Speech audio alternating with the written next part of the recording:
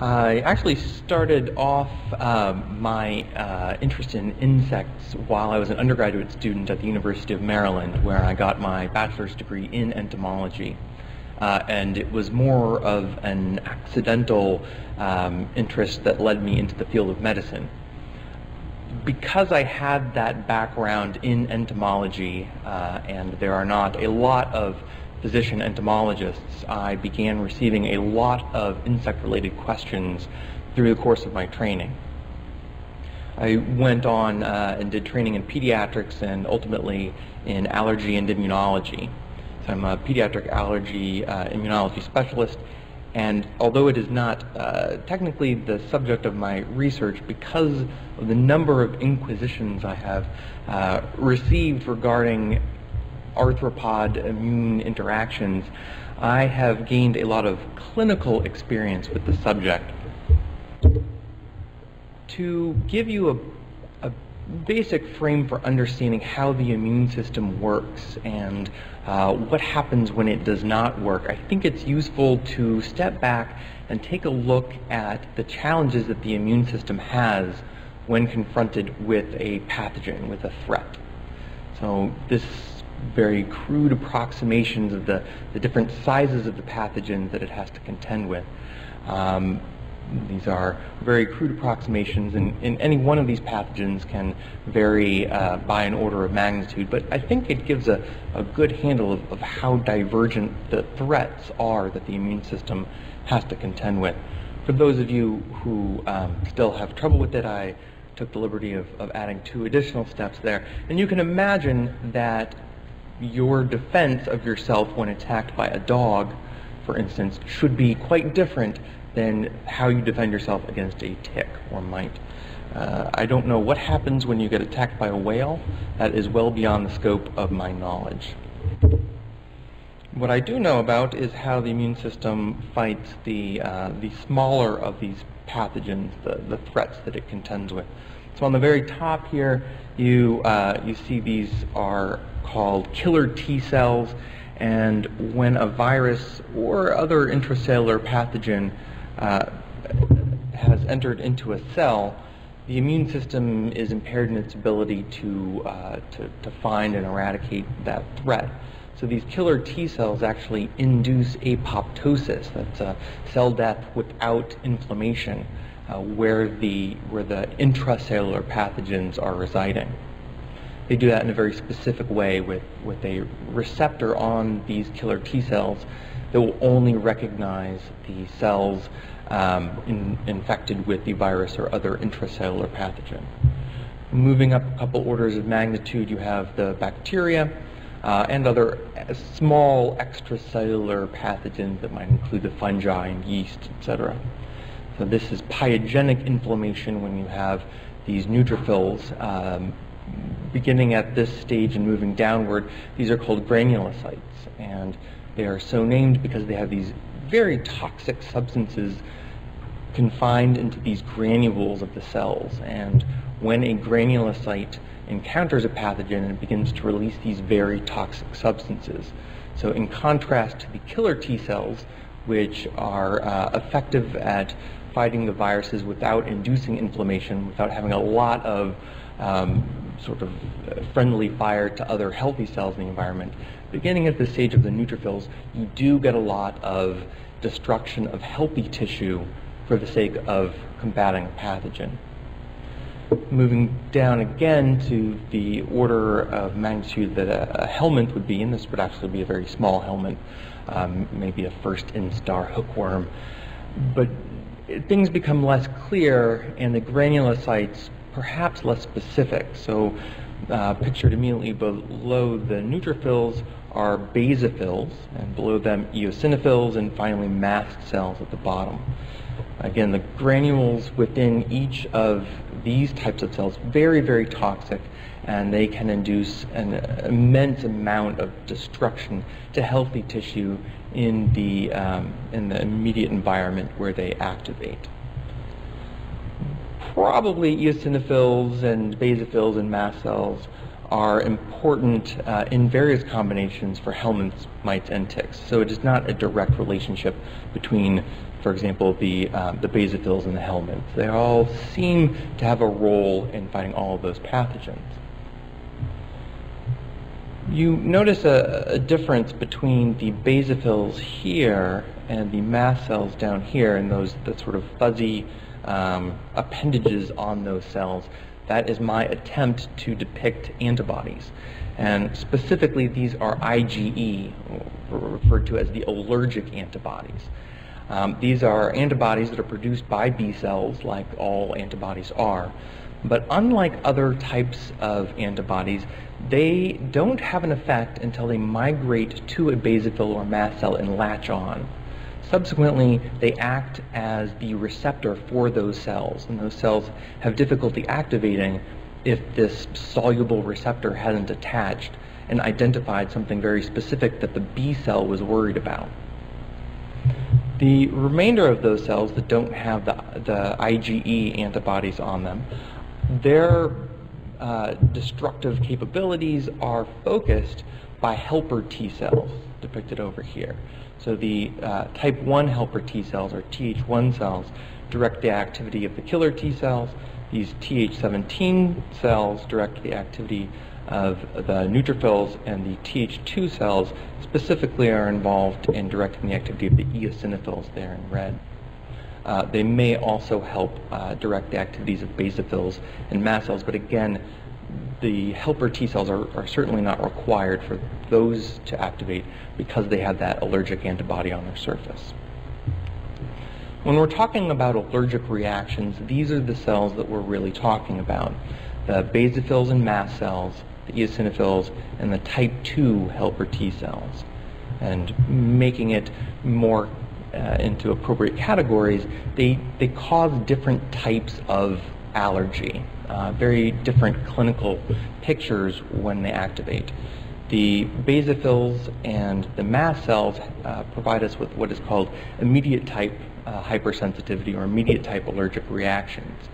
These are reactions that happen very, very quickly after exposure to something that the immune system considers dangerous. It has a rapid onset, but then it also wanes fairly quickly, within minutes to hours. So beginning within minutes, ending within minutes to hours. In contrast, the delayed type reactions, they don't begin typically until about 24 hours after contact with whatever substance it is that the immune system is worried about.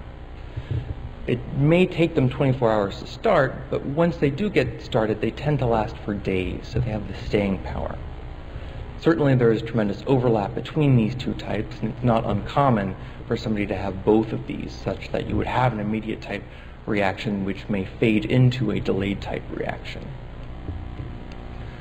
The most familiar, just to provide you with examples of immediate type as opposed to delayed type reactions, the most familiar that most entomologists and the general public are familiar with are the mosquito-derived immediate type reactions, the itch-scratch reflex.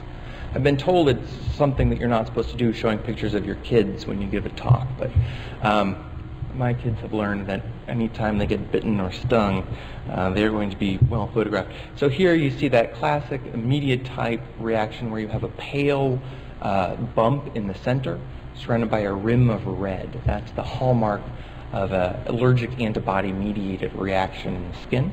And it induces a very complex neurobiological reflex of scratching that I won't go into now, but it is a very fascinating, very complicated reflex that requires a lot of muscle groups, a lot of nerves to activate in a very synchronized pattern, and it does so because the immune system has directed it to do so. Again, the immune system is very worried about something. Similarly, people are very familiar with the delayed type reactions to bites and stings. Here you have my niece, don't tell my sister, bitten by a mosquito at some point yesterday, and again you see that she has literally removed a chunk of her skin by scratching. So the immune system must be very worried, because you could see her fingernails are not particularly clean. So again, please don't tell my sister that I put this up there. But clearly the immune system is very concerned because it directed these fingernails to inoculate lots of bacteria into this wound for the purpose of removing a chunk of tissue. And you can see other scars on her. And these will heal up by adolescence when she'll be concerned about it. But certainly it's something that the immune system is reacting to. So why is the immune system reacting, in this case to mosquitoes, so viciously and so vigorously? Before I answer that, I want to show what happens when things go wrong. The previous examples of my son and my niece, those were successfully localized immune reactions. The immune system was very good at identifying the source of the problem, the concern, and dealing with it. In contrast, what we become more concerned about is when the immune system fails to localize the allergic response. So any organ system can be involved, and the more organ systems involved, the more concerning it is. So beginning with the skin, because that is the organ most often involved. And again, this is because there are a failure to localize the reactions. It doesn't matter what the source of the allergen is. It can be a food. Perhaps you've eaten shrimp and you're allergic to shrimp. You can get any of these. It can be a sting from a bee. It can be any number of allergenic sources, and it looks quite similar. So the skin, you can get diffuse itch. You can get what we refer to as urticaria, which is that immediate type inflammation, the hives. You can get diffuse swelling or angioedema. And for delayed type reactions, you can get this eczematous redness, this persistent, itchy, deep red rash over the skin. For the nose, there's classic itch and sneeze that people with, say, pollen allergy are familiar with. You can get that also if you are eating crawfish and are allergic to that. We call them mud bugs down in Louisiana and are very comfortable eating them. So the itch, the sneeze, the drippy, runny nose, those tend to be the allergic antibody-mediated reactions, as opposed to the congestion, the nose getting stuffy, which is more often a delayed type reaction. The lungs, the classic asthma symptoms of wheezing, coughing, shortness of breath, and then a fairly ominous sign is throat closing, the feeling of your throat closing down, which is associated with a lot of mortality in people who have allergic reactions that don't localize and they become systemic. Anybody who has the feeling of throat closing when they are exposed to anything, that is tremendously worrisome. The intestines and the intestinal tract are very difficult in terms of identifying and categorizing allergy, in part because it's very difficult to see, it's very difficult to listen to, and it's difficult for us to really classify immediate type as opposed to delayed type reactions. But classically, it's nausea, vomiting, diarrhea, cramping of the abdomen. When you have any of these systems involved, and particularly when you have more than one involved, that is the definition of anaphylaxis. So you don't have to be unconscious and in shock. It is the definition of anaphylaxis if you have more than one of these symptoms going on at a time. When you have such widespread activation of your mast cells, for example, mast cells contain histamine, and it's to combat that you take your antihistamines. But the effect of histamine on the blood vessels is to cause vasodilation and generating leaking of the blood vessels, so that you get a lot of fluid from within the blood vessels leaking out into the tissues. That's why you get the bump at the site of your itchy bite. When you get a lot of leak, when that's happening all over your body, you may not have enough volume, fluid volume, within your blood vessels any longer. This leads to cardiovascular symptoms, maybe chest pain, particularly in adults, confusion, fainting, that loss of consciousness that's more often seen in anaphylactic shock. It's still anaphylaxis if two or more of these other systems are involved. When looking at the types of triggers that cause anaphylaxis, the most worrisome types of allergic reactions that we would have to foods, you can see a very clear difference between the triggers for reactions in young children as opposed to adults. Getting the epidemiologic data on this is very difficult because not everyone recognizes anaphylaxis when it occurs. A lot of it is retrospective, trying to figure out what caused things, and a lot of the appropriate steps are skipped. So it's really challenging.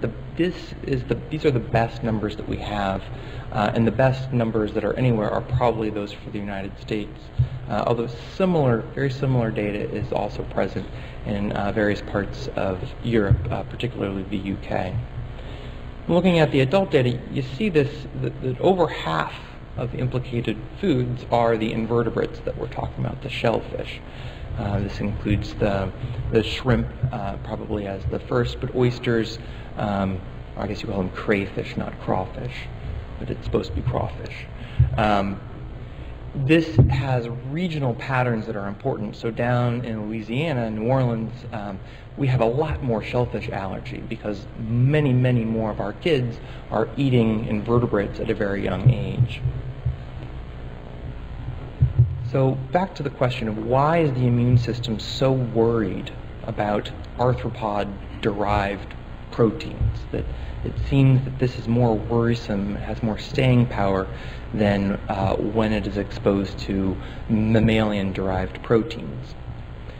It's very difficult to know, but there are some things that we know about what the immune system takes seriously, and I think that there are lessons that we can pull from that, and in particular from the literature on immunizations. So what works in immunizations?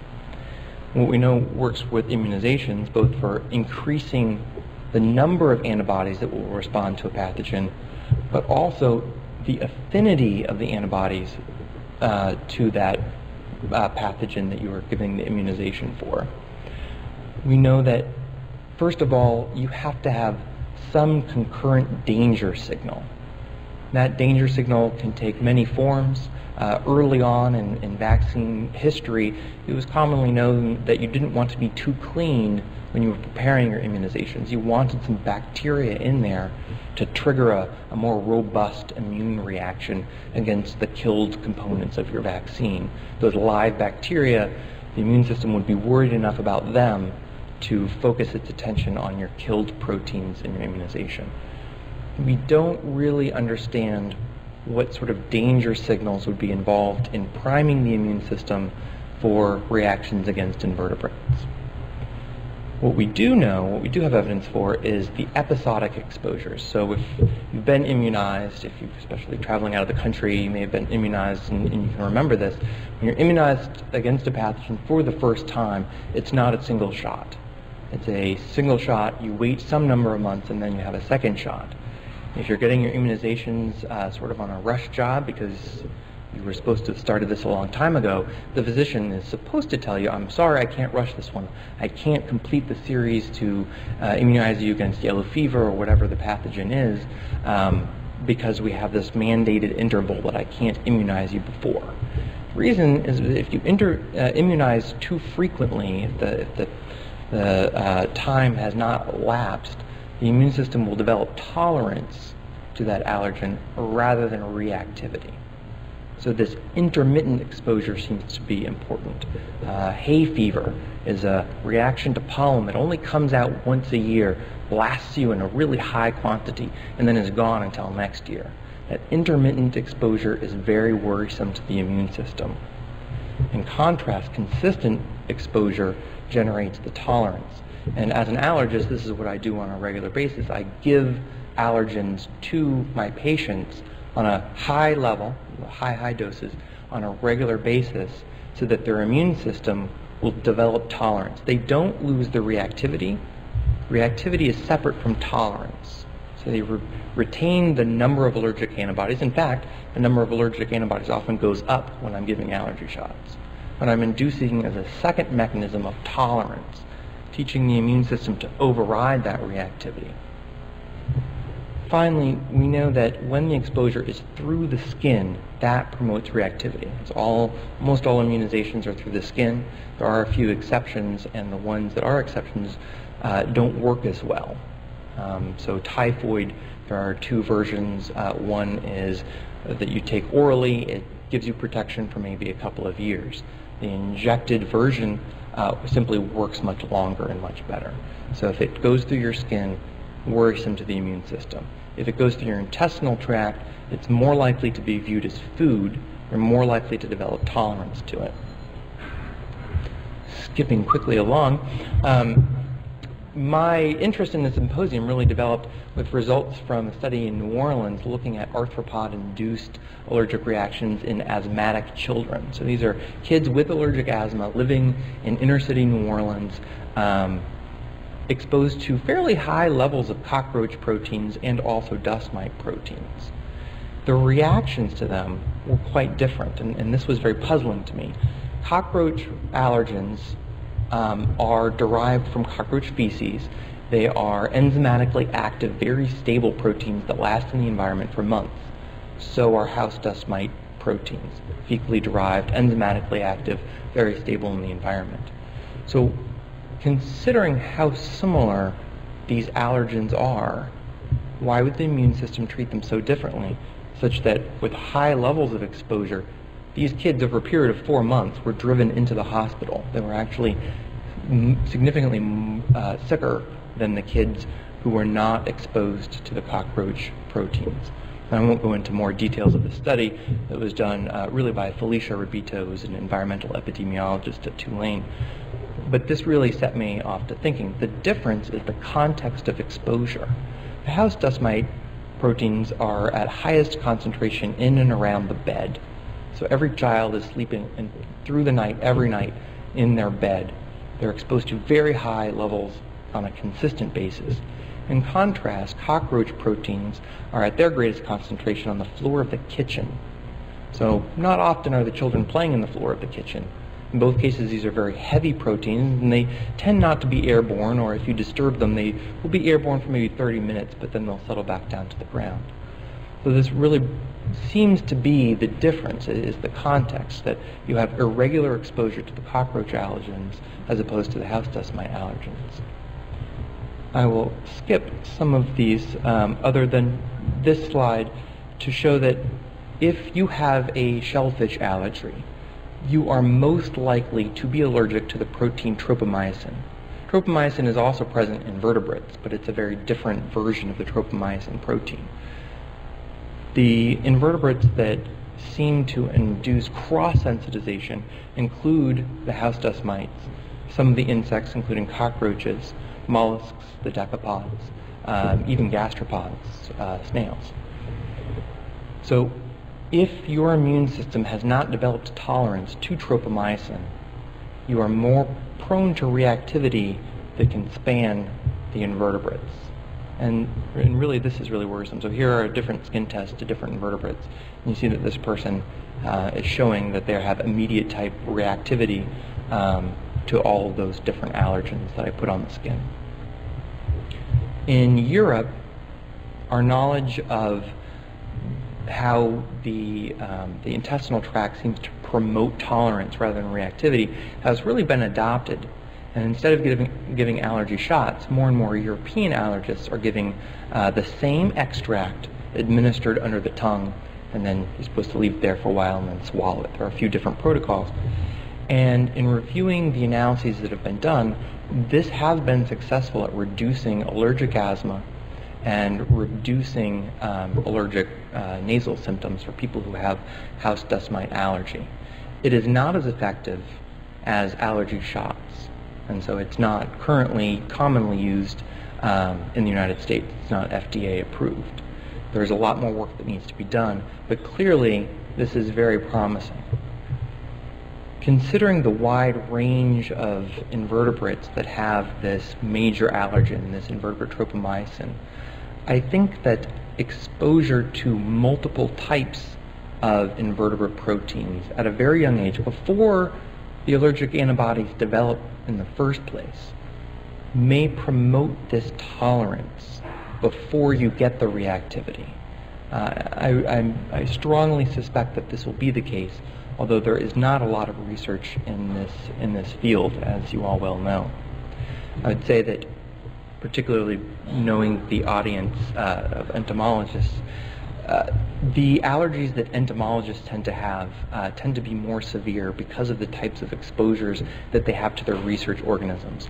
And I would not recommend, if you have an allergy to an organism that you work with, that you try and eat it.